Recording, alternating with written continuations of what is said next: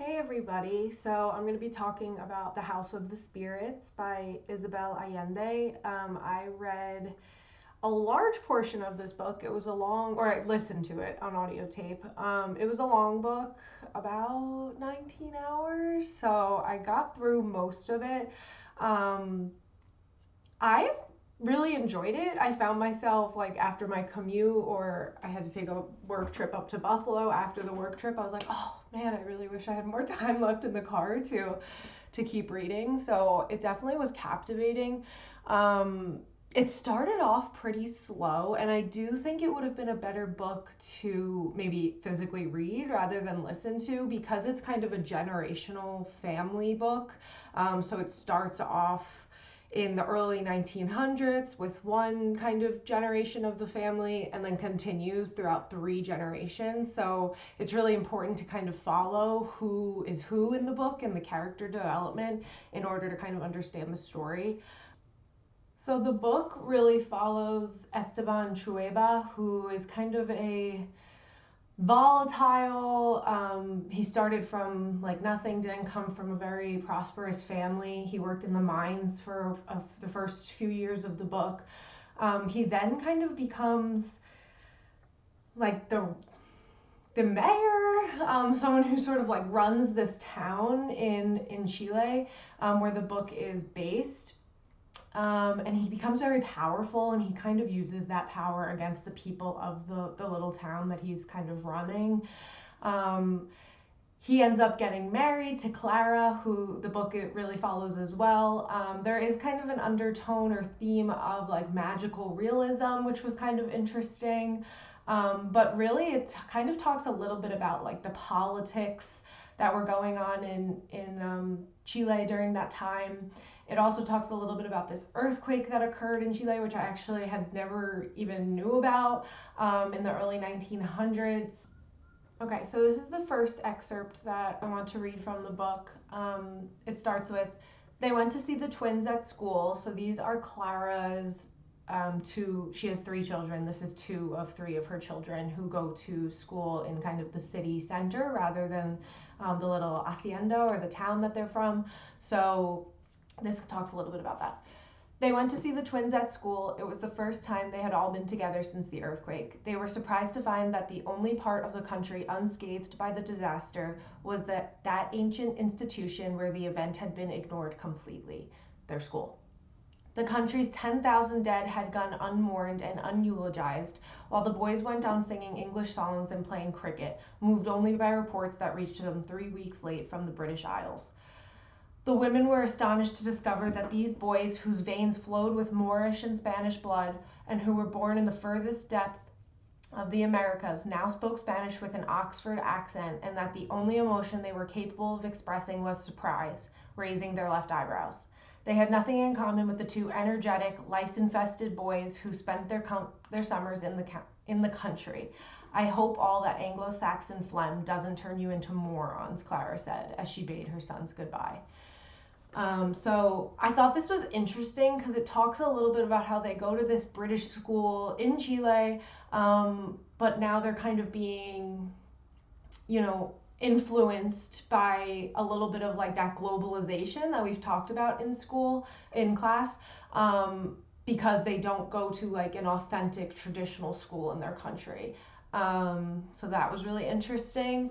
I mentioned a little bit about how there's a lot of like political kind of undertones throughout this book. The next excerpt, I couldn't choose one excerpt because I had a few that I really wanted to talk about. The next one talks a little bit about those like political undertones. It's a little bit longer, but I'll read along with it. Okay. The immense meals, and this also, before I start, sorry, this also kind of talks a little bit about Esteban and who he is as a character. He's very like volatile. He takes advantage of a lot of the less powerful people in the town where he lives. They refer to them as peasants. So, keep in mind that this was written in 1981, so some of the language isn't exactly, what we would say now. But it gives you an idea of a little bit of the politics that were going on and some of the corruption throughout the politics and the elections during this time. The immense meals in the club, the cockfights, and the afternoons in the brothel all culminated in clever, although by no means original, plans for making sure the peasants exercised their right to vote. The patrones threw them a big party with empanadas and lots of wine, barbecued a few cows specially slaughtered for the occasion, serenaded them with songs accompanied on the guitar, beat them over the head with a few political harangues, and promised them that if the conservative candidate won the election, they would all receive a bonus, but if they lost, they would all lose their jobs. In addition, they rigged the ballot boxes and bribed the police at the end of the party. They piled the peasants onto wooden carts and hauled them off to vote under careful observation amidst much joking and laughter. It was the one time in their lives they showed the peasants a trace of intimacy. Pal this and pal that. Don't worry, Patron, I'm on your team, and you can count on me. That is the way I like it, pal. It is nice to see you have a patriotic conscience. You know the liberals and radicals are a bunch of morons, and the communists are atheist bastards who eat little children. On the day of the election, everything went according to plan in perfect order. The armed forces were there to uphold the democratic process, and all was peaceful on a spring day, more sprightly and sunny than usual. An example for this continent of Indians and Negroes who spend their time making revolution to overthrow one dictator and install another. This is a different country. This country is a genuine republic. We have civic pride. Here, the Conservative Party wins cleanly and openly, and we don't need a general to keep things orderly and calm. Not like the neighboring dictatorship where they kill each other off while the gringos walk away with all the raw materials, Trueba declared in the club dining hall while the results of the election were announced. I just thought this was so kind of ironic. Like, he's saying, like, we don't need a general to keep everything in order, but he's threatening them that if they don't vote for the right person, he's going to make them lose their jobs. But if you do vote for the right person, you'll get a bonus and your life will be great. So just a little bit about how, they talk about this the democratic process, upholding the democratic process. And obviously it's really not being upheld at all. So I thought these were kind of interesting tidbits from the book. So a little bit about the author, Isabel Allende. She is from Chile, and this book kind of started off as like a letter to her grandfather that was dying, but it kind of changed a little bit, she said, throughout the process of writing it. Interestingly enough, she was actually exiled from Chile. She wrote this in Venezuela.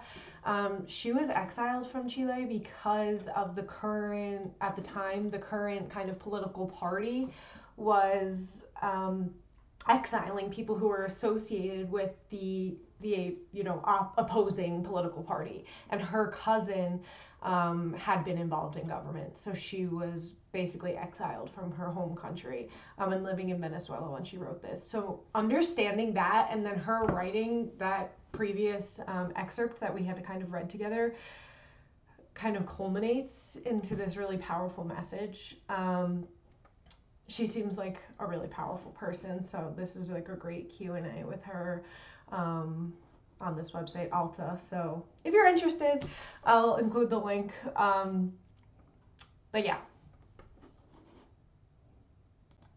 Overall, I would definitely recommend this book. I included in my Amazon review that I think you should read it rather than listen to it, just because it can get a little confusing with all the different characters. It's 3 generations of people, so it really, it can be a little hard to follow if you're listening to it. But I really enjoyed this book. I'm glad I chose it. I think I learned a lot about like the tumultuous kind of political environment that was going on during that time in Chile, and also a little bit about the history, and even just some of the culture. So it was very interesting. I'd recommend it if you're interested in reading it.